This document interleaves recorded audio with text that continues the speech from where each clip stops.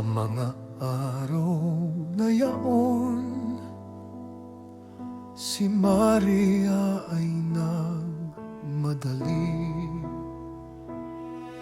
Pumunta sa kabundukan ng Judea ng buong giliw.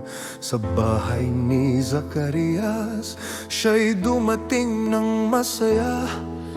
Bumati kay Elizabeth na kanyang kamag-anak. Nang marinig ni Elizabeth ang boses ni Maria, ang sanggol sa sinapupunan ay lumundag sa tuwa. Si Elizabeth ay napuspos ng banal na espiritu.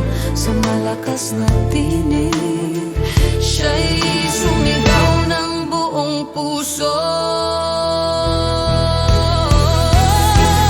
Pinagpala ka sa kababaihan, minamahal ng Diyos. Pinagpala ang bunga ng iyong sinapupunan, ang ipinangako. Bakit ako'y lubos na pinagpala na ang ina ng aking Panginoon? Ay dumating sa akin, Ang iyong bati ay aking narinig. ang sanggol sa aking sinapupunan ay lumundag sa galak. Pinagpala ang naniniwala na ang lahat ng sinabi ng Panginoon ay magaganap. Ang kanyang mga pangako ay hindi mabibigo. Si Maria ay bumati nang may dalisay na pag-ibig.